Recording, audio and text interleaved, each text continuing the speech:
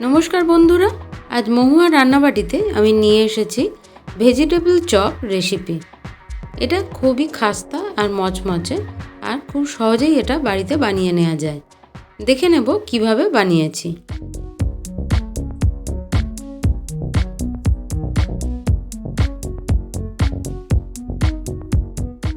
चप बानानोर जोन्नो प्रथमे एक पात्रेर मध्य 2 चामच परिमाण सादा तेल दिए तार मध्य हाफ चामच परिमाण जोआन दिए एक बीट एक गाजर सरू करे कुचिए नेওয়া तार मध्य दिए दिलाम एर मध्य एकटू नून और काँचा लंका कुचि दिए भालोभाबे नाड़ाचाड़ा करे ढाका दिए आमी एटा होते देब। एदिके यथारीति आगे बादाम भेजे राखते भूले गेছি ताई आरेकटा अन्य कड़ाते आमी अल्प सादा तेले बादामगुलो भेजे निलाम।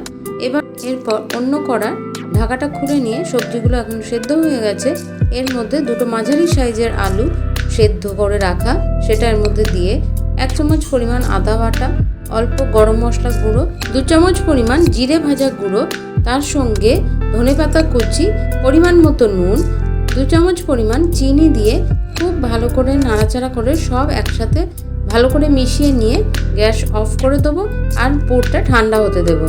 एबार एकटा पात्रेर मध्य 3 चामच परिमाण मयदा निये तार मध्य सामान्य नुन मिशिए निये और जल दिए एकटा बैटार तैरी करे राखबो। एबार पुरटा थेके এইভাবে হাতে করে চপের আকারে গড়ে নেব। সেইটা শুকনো ময়দাতে একবার রোল করে নেব, তারপর সেটা ময়দার ব্যাটারে ডুবিয়ে ভালো করে কোটিং করে নিয়ে এবার বিস্কুটের গুঁড়োর মধ্যে এটা দিয়ে দেব। ভালো করে একবার করে কোট করে নিয়ে তারপরে এটা আবার একবার ময়দার ব্যাটারের মধ্যে দিয়ে আরও সেকেন্ড কোট একবার দিয়ে নেব। এইভাবে ভেজিটেবল চপটা বানিয়ে ফেলবো। এরকম আরেকটাও দেখিয়ে দিচ্ছি।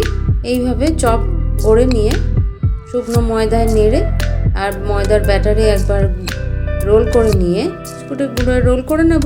এদিকে গ্যাসে কড়া বসিয়ে তেল গরম করতে দিয়েছি। তেলটা খুব ভালো করে গরম হয়ে গেলে আঁচটা একটু কমিয়ে নেব।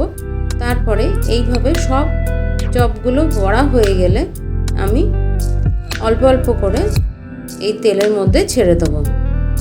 এই সময় গ্যাসের আঁচটা একটু বাড়িয়ে রাখবো আর এক পিঠ হয়ে গেলে উল্টে পাল্টে আমি এটা একটু লালচে করে ভেজে নেব।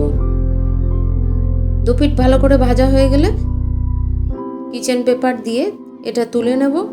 একই রকম ভাবে বাকি চপগুলো এইভাবে ভেজে নেব। তাহলে কত সহজেই আমরা বাড়িতে ভেজিটেবল চপ বানিয়ে ফেলতে পারি। আর এই শীতের দিনে যদি সন্ধেবেলা চায়ের সাথে এইরকম গরম গরম চপ পাওয়া যায় তাহলে তো খুবই ভালো লাগে। যদি ভিডিওটা ভালো লেগে থাকে তাহলে অবশ্যই চ্যানেলটা সাবস্ক্রাইব করে আমার সঙ্গে থাকবেন। ভালো থাকবেন, সুস্থ থাকবেন। আবার নতুন কোনো রেসিপি নিয়ে আবার আপনাদের সামনে উপস্থিত হব। ধন্যবাদ।